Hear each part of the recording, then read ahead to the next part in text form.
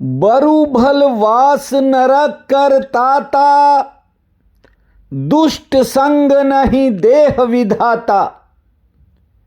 मेरे प्रिय बंधुओं, देवियों व सज्जनों, ये पंक्तियां एक चौपाई के रूप में गोस्वामी श्री तुलसीदास जी ने श्री रामचरितमानस में लिखी हैं। बरु भल वास नरक कर ताता, दुष्ट संग नहीं देह विधाता। वे कहते हैं कि हे परमात्मा, तू भले मुझे नरक में ही वास दे देना, नरक में डाल देना, पर मुझे कभी दुष्ट की संगति में मत बैठाना। देखिए, जीवन में संगति का भी एक अपना प्रभाव होता है। बहुत से लोग अपने जीवन में ऐसे लोगों के चक्कर में फंस जाते हैं जहां उन्हें सही फैसला लेने की क्षमता नहीं रह जाती। उनके भीतर ठीक निर्णय लेने का कोई विचार ही नहीं आता और फिर वे कभी अपने आप को कोसते हैं तो कभी दूसरों को और कभी कभी अपनी किस्मत को। देखिए, संगति का जीवन पर बड़ा गहरा असर पड़ता है।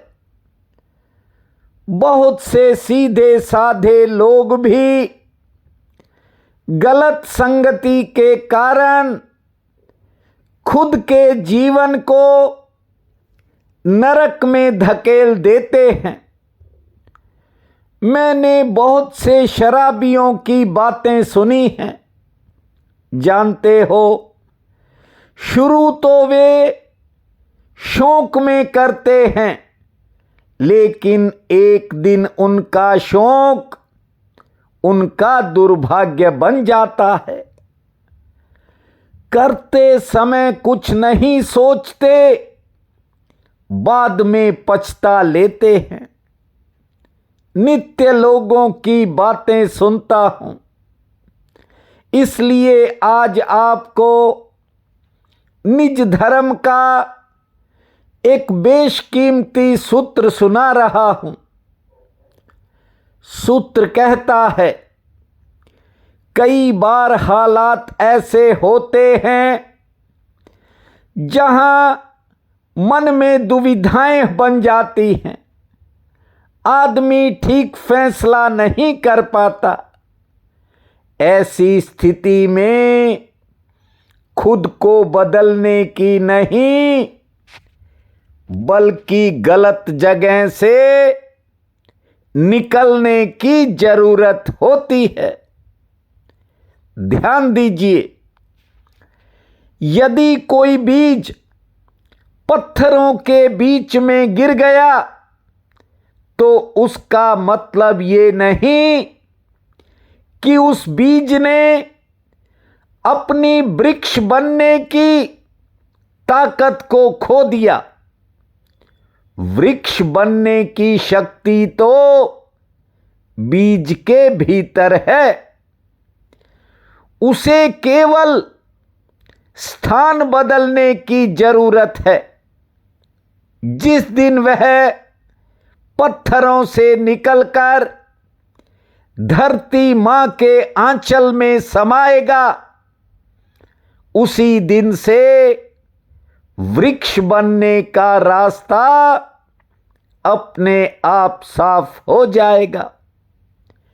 इसलिए महासूत्र कहता है कि कुछ हालातों में खुद को बदलने की बजाय गलत जगह से निकलने का प्रयास किया करो। बहुत सी मुश्किलों का हल अपने आप निकलता नजर आएगा। महाभारत के युद्ध में अर्जुन ने भगवान श्री कृष्ण से पूछा कि हे माधव, आप जानते हो कि दुर्योधन क्यों हार गया? श्री कृष्ण ने कहा कि हे पार्थ, तुम ही बता दो। तब अर्जुन ने कहा कि दुर्योधन इसलिए हार गया क्योंकि उसके पास धर्म नहीं था। तब भगवान श्री कृष्ण ने एक बड़ी महत्वपूर्ण बात अर्जुन से कही थी। श्री कृष्ण ने कहा, नहीं अर्जुन, ऐसा नहीं है। दुर्योधन इसलिए हार गया क्योंकि उसने कभी किसी की बात को सुनना नहीं सीखा।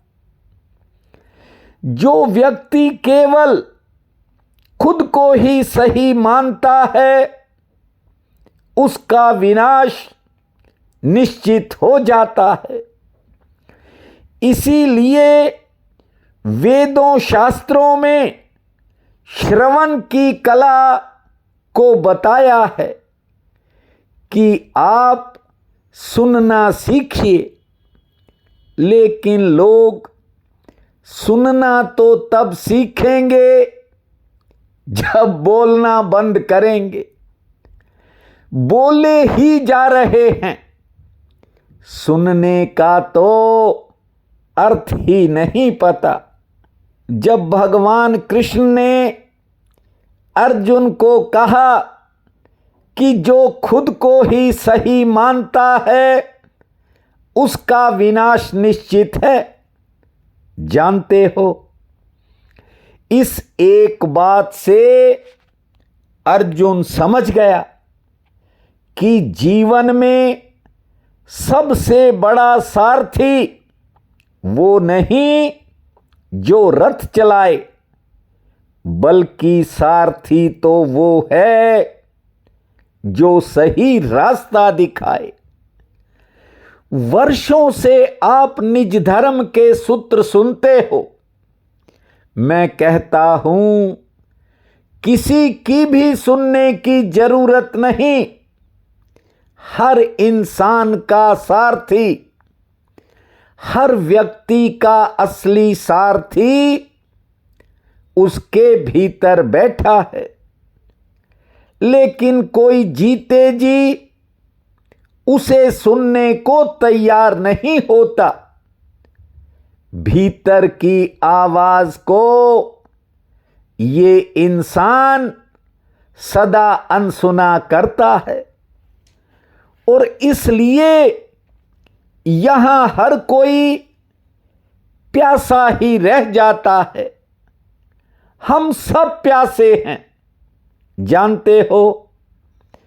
ये जो जीवन भर की दौड़ है, चाहे वह पैसे की हो, प्रतिष्ठा की हो, किसी पद की हो, लेकिन आदमी दौड़ता इसीलिए है कि शायद भीतर का मन शांत हो जाए।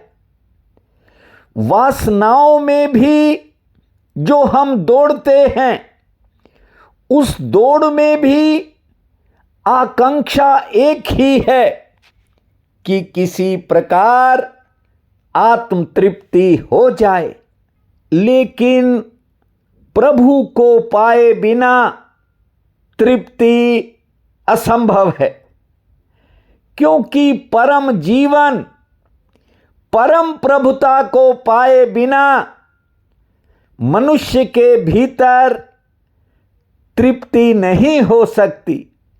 कितना ही धन मिल जाए, कितने ही रिश्ते मिल जाएं, कितना बड़ा मकान बन जाए, सुख साधन बन जाएं, लेकिन एक वासना या यूं कहूं एक आकांक्षा बनी रहती है कि कोई तो साधन होगा परम जीवन का, परम शांति का, और वो है प्रभु का मार्ग।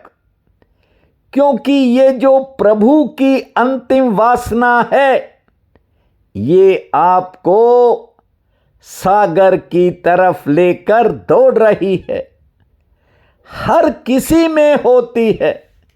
देखिए, ये भी बड़ा एक सौभाग्य है, बनाया तो परमात्मा ने है कि व्यक्ति का मन चंचल है, इसलिए शायद कभी कोई परम सत्ता तक, कोई परमात्मा तक पहुंच जाता है, क्योंकि मन रुकता नहीं है। गोस्वामी जी भी पत्नी के पीछे, या यूं कहूं उसके प्यार के पीछे इतने पागल थे कि आधी रात के समय एक शव यानी मुर्दे के ऊपर बैठकर ससुराल पहुंच गए थे। सांप को रस्सी समझकर ऊपर चढ़ गए थे पकड़कर, लेकिन जैसे ही वहां ठोकर लगी, रास्ता बदल गया। काम को छोड़कर वे राम की तरफ चल पड़े। देखिए, अगर मन चंचल नहीं होता तो महासूत्र कहता है ये मनुष्य कभी धार्मिक नहीं होता। ये मन है, ये केवल परमात्मा को पाकर ही तृप्त होता है। बीते कई दिनों से कुछ माताओं बहनों के फोन आए। उन्होंने बड़े भैया के लिए अफसोस किया और साथ में कुछ बच्चियां कह रही थी कि ठाकुर जी के दर्शन नहीं करवाए। देखिए, पहले तो हमारे सूतक लग जाता है। ठाकुर जी के मंदिर पर पर्दा डाल दिया गया था। अब जो है जाकर सभी क्रियाएं समाप्त हुई हैं, तो आज ठाकुर जी की पोशाक बदलकर मैंने बच्चों से कहकर एक शॉर्ट वीडियो जो है वो डलवा दिया, ताकि आप ठाकुर जी के दर्शन कर सकें। ठाकुर के दर्शन से ही आत्म तृप्ति प्राप्त होती है, क्योंकि ये संसार की छोटी छोटी चीजें कितनी भी मिल जाएं, कितना भी धन मिल जाए, कितना भी बड़ा मकान हो जाए, कितना बड़ा पद क्यों न मिल जाए, लेकिन उस परमात्मा को पाने की इच्छा इंसान के भीतर रहती है। देखिए, कोई किसी को कुछ भी दे दे, एक न एक दिन मन वहां से भागेगा। मन ठहरता नहीं है, ये तो आगे के लिए अभिप्सा से एक बार फिर भर जाता है। इसलिए आपसे कहता हूं, यदि जीवन में संगत अच्छी हुई तो ठाकुर आपके भीतर विराजमान हैं, कहीं गए नहीं हैं। दुनिया में लोग अपनी बात सोचकर ही आगे बढ़ते हैं, लेकिन आपके भीतर जो आत्मा का वास है, जो परमात्मा का अंश है, कभी कभी उसकी बात सुन लिया करो। वही आपको सही मार्ग दिखाएगी, ये मैं नहीं, ये निज धर्म का महासूत्र कहता है। आज ज्येष्ठ अधिक मास शुक्ल पक्ष की त्रयोदशी है। बहुत बड़ा पुण्य काल रहेगा। उठते ही धरती माँ को प्रणाम करना, 13 बार लंबी श्वास छोड़ना, 65 बार ताली बजाना, 2 मिनट शांत बैठने के बाद खुले आसमान को निहारना, सूर्य नारायण माँ तुलसी को जल अर्पित करना, माँ भगवती का स्मरण करके अपने कामों की शुरुआत करना, 2 रोटी पुण्य में लगाना और संध्या के समय जगत जननी माँ दुर्गा के चरणों में एक ज्योत जलाना। जय जय जननी, जय माँ भूमा, इस महामंत्र को जपना। समय आपका मंगलमय रहेगा। प्रिय बंधुओं व मातृदेवी शक्तियों, आज 29 मई दिन शुक्रवार है। आप सबको मेरा नमस्कार है। आज का राशि फल इस प्रकार है। मेष, आज किसी करीबी के सहयोग से या किसी अनजान व्यक्ति के भी सहयोग से आपका कोई काम गति पकड़ सकता है। हालांकि आमदन के लिए समय मध्यम श्रेणी का रहेगा। संतान संबंधी कामों में इंतजार करना पड़ सकता है और किसी काम के लिए कहीं जाने का अवसर मिलेगा। वृषभ, कारोबारी सितारे आज दिन भर बेहतर रहने के संकेत हैं। कार्यक्षेत्र से आमदन भी ठीक होगी। थोड़ी बहुत यात्रा हो सकती है। सेहत आपकी ठीक रहेगी और कोई पुराना काम बनने का योग भी है। मिथुन, आज किसी नए खर्च से सामना हो सकता है। आमदन के लिए आज विशेष दिन रहेगा। कोई बड़ा लाभ मिल सकता है। एक्स्ट्रा इनकम हो सकती है। हालांकि घर परिवार में किसी बात को लेकर थोड़ी चिंता भी बनेगी, पर सेहत आपकी ठीक रहेगी। कर्क, कार्यक्षेत्र में अचानक भाग दौड़ बढ़ सकती है। नौकरी पेशा लोगों के काम हालांकि आसानी से निपटेंगे। सरकारी कामों में सफलता का योग है। नई खरीदारी हो सकती है। कारोबार में थोड़ा उतार चढ़ाव भी रहेगा। सिंह, आज किसी कारण आज आपको यात्रा में कोई विशेष आनंद मिल सकता है। यात्रा लाभकारी रहेगी। किसी बात को लेकर मन में दुविधा बनेगी। आमदन के लिए समय ठीक है। सेहत भी ठीक रहेगी और विशेष रूप से कोई पुराना काम बनता हुआ दिखाई पड़ेगा। कन्या, मन में विचारों की उथल पुथल रहेगी। कुछ नया करने का मन बनेगा। कारोबारी सितारे ठीक हैं। सेहत पक्ष आज थोड़ा मध्यम श्रेणी का है। किसी पुरानी मेहनत से फायदा मिल सकता है। तुला, सरकार से संबंधित कामों में थोड़ी देरी हो सकती है। कार्यक्षेत्र में भी काम का अधिक बोझ रहने के संकेत हैं। आमदन के लिए हालांकि समय ठीक रहेगा। घर परिवार में किसी बात को लेकर वैचारिक मतभेद बन सकता है। धैर्य से काम लें। वृश्चिक, किसी जरूरी काम के लिए आज आपको कहीं जाना पड़ सकता है। सफलता का योग है। व्यापार में धन लाभ ठीक होगा। अच्छा समाचार भी आ सकता है और सेहत भी ठीक रहेगी। धनु, आज किसी परेशानी के कारण मन में उतार चढ़ाव रहेगा और कुछ समय मन को उदासी घेर सकती है। हालांकि सेहत ठीक रहेगी। व्यापार के लिए दिन शुभ है। आमदन ठीक होगी और किसी रुके हुए काम में गति आएगी। मकर, दूसरों का कोई काम आपके किसी निजी काम को प्रभावित कर सकता है। ध्यान से आगे बढ़ें। सरकार संबंधित कामों में सफलता का योग है। नौकरी पेशा लोगों के काम आसानी से निपटेंगे। किसी करीबी के साथ थोड़ा कहासुनी हो सकती है। धैर्य से काम लें। कुंभ, आज कारोबार में थोड़ी दौड़ धूप ज़्यादा रहेगी। नौकरी पेशा लोगों के लिए समय ठीक रहेगा। सेहत संबंधी कोई चिंता सामने आ सकती है। रोजगार से आमदन ठीक होगी। मीन, आज व्यापार से आमदन ठीक होगी लेकिन काम का बोझ ज़्यादा रह सकता है। इसी कारण मन और शरीर थकावट महसूस करेगा। यात्रा हो सकती है और किसी दूसरे के काम में भी समय लग सकता है। आज का ये दिन आप सबके लिए अति शुभ फलदायी हो, यही मेरी कामना है। आप सबका बहुत बहुत धन्यवाद।